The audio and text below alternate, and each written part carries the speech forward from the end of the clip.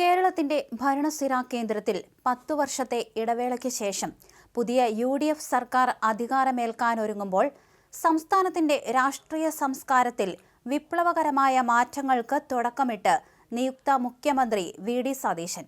നിയുക്ത മുഖ്യമന്ത്രിയായി ദിവസങ്ങൾക്കുള്ളിൽ അദ്ദേഹം പ്രഖ്യാപിച്ച ഭരണപരിഷ്കാരങ്ങളും ചെലവ് ചുരുക്കൽ നടപടികളും അക്ഷരാർത്ഥത്തിൽ കേരള ജനതയ്ക്ക് വലിയ ആശ്വാസവും സംസ്ഥാന ഖജനാവിന് ശക്തമായ കരുതലുമായി മാറുകയാണ്. മുൻ സർക്കാരിന്റെ കാലത്ത് കടുത്ത ജനരോക്ഷത്തിന് കാരണമായ ധൂർത്തും അധികാരഹുങ്കും പൂർണ്ണമായും അവസാനിപ്പിക്കുമെന്ന കൃത്യമായ സന്ദേശമാണ് സതീശൻ നൽകുന്നത്.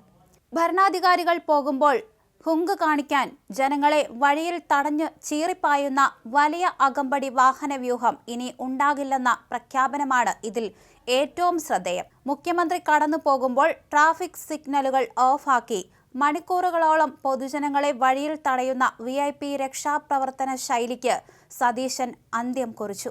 ഇനി മുതൽ മുഖ്യമന്ത്രിക്ക് ഒരു പൈലറ്റും ഒരു എസ്കോർട്ട് വാഹനവും മാത്രമായിരിക്കും സുരക്ഷയ്ക്കായി ഉണ്ടാവുക.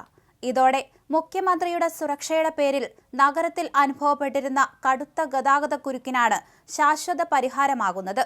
ഭരണത്തിന്റെ തുടക്കത്തിൽ തന്നെ മന്ത്രിമാർക്കായി കോടികൾ മുടക്കി പുതിയ ആഡംബര കാറുകൾ വാങ്ങുന്ന പതിവ് രീതിയും സതീശൻ പൂർണ്ണമായും വേണ്ടെന്ന് വെച്ചു. താൻ ഉൾപ്പെടെയുള്ള മന്ത്രിമാർക്കെല്ലാം മുൻ സർക്കാരിന്റെ കാലത്തെ പഴയ കാറുകൾ തന്നെ മതിയെന്നാണ് നിയുക്ത മുഖ്യമന്ത്രിയുടെ കർശന നിർദ്ദേശം. ഇതിനൊപ്പം സംസ്ഥാനം കടുത്ത സാമ്പത്തിക പ്രതിസന്ധിയിലൂടെ കടന്നുപോകുമ്പോൾ മുൻ സർക്കാർ പ്രതിമാസം ലക്ഷങ്ങൾ വാടക നൽകി ഉപയോഗിച്ചിരുന്ന ഹെലികോപ്റ്റർ ഉടൻ തന്നെ കമ്പനിക്ക് തിരിച്ചു നൽകാനും തീരുമാനമായിട്ടുണ്ട്. ഇതുവഴി പ്രതിവർഷം കോടിക്കണക്കിന് രൂപയാണ് ഖജനാവിന് ലാഭിക്കാൻ സാധിക്കുക.